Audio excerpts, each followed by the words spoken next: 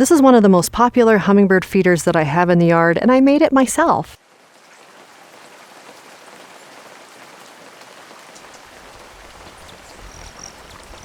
Hummingbirds like to perch, and having a hummingbird swing like this one with food, they will protect this with their lives. So let me show you how I made it.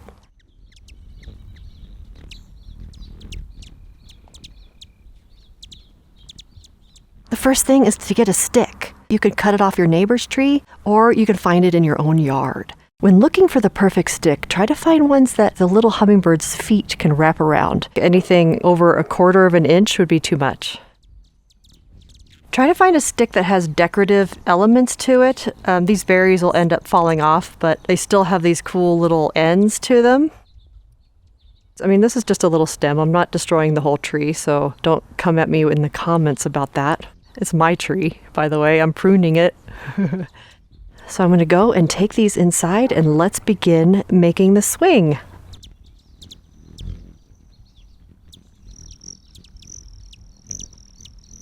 You'll need some beads. You're going to need at least a few red on there to really attract them to the swing.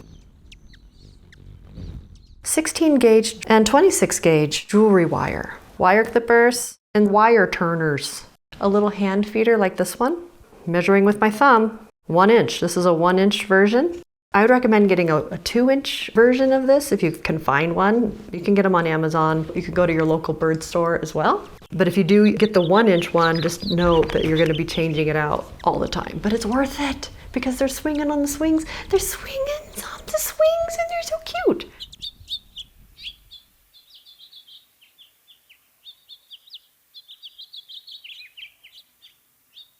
So the first thing I'm going to do is just roll this out. I know it seems really big. Fold it in half like that and then loop it. And this is going to be the top of the swing. I'm twisting it. I'm committing to it. Here we go. Giving myself plenty of room. I don't want it to be as big as my last one. So this is about 8 inches from the top. I still have lots of wire left, but I'm keeping it on there. I'm not chopping that off until the end. Next thing is we're just going to twist this thing. From this distance to here is about 6 inches. All right, here we go. Committing.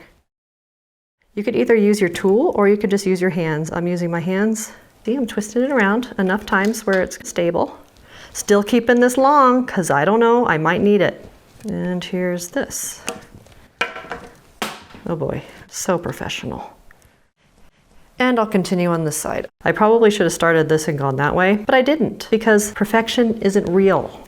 Still keeping the ends. I don't know why. Oh yeah, I know why. Because you want to make the little feeder holder.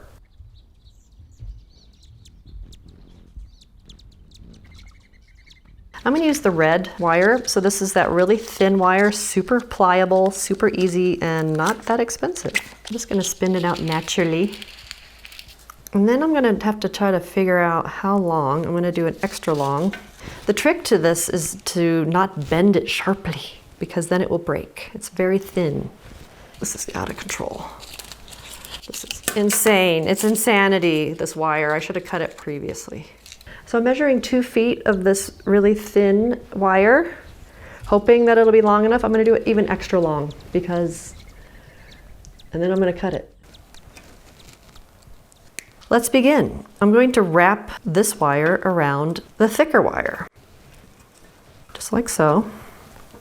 I'm going to start with these cute little sparkly ones. And then you just add beads as you go along. So I'm twisting. And to hold the bead on there, I do a little extra loop pretty close to it. Just like that.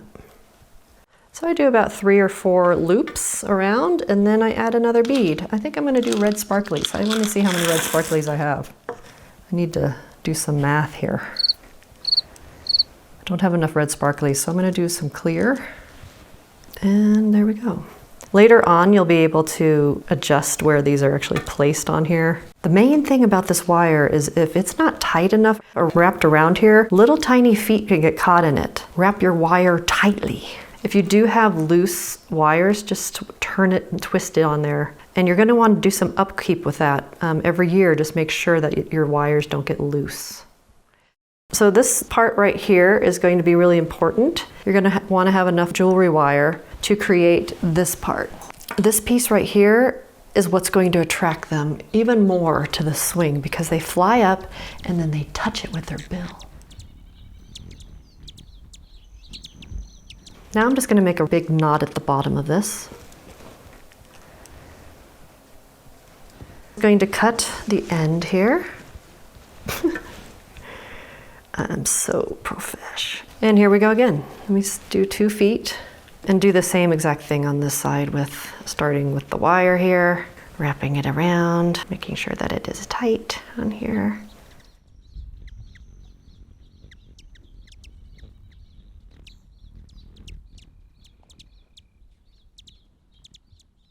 Now all I need to do is work on the little feeder handle.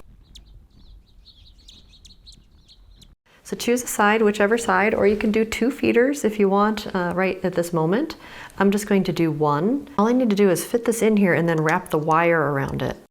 Make a twist with this right here and hope that it fits. Oh yeah, look at that. And then what I'm going to do is do extra support right here along on the branch. Bend it towards the stick.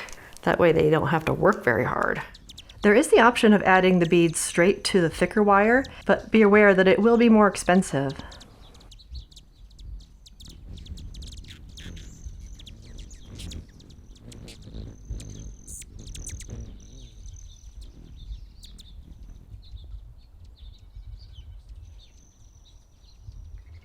If you're giving this as a gift or you made it for yourself or both, put it high up or below a tree, someplace where they can perch and look around and be hidden. I have one of these up on my deck, on a deck pole, and that's the one they fight over all the time. It has the best vantage point, and you know, they claim your yard.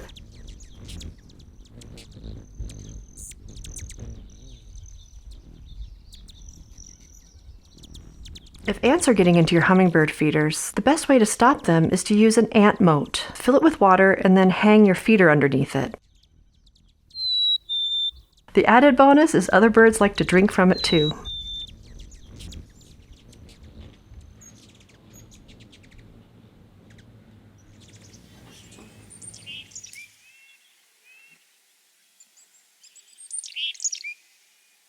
Please comment if you'd like me to make a video on ways to slow down bugs from invading your hummingbird feeders.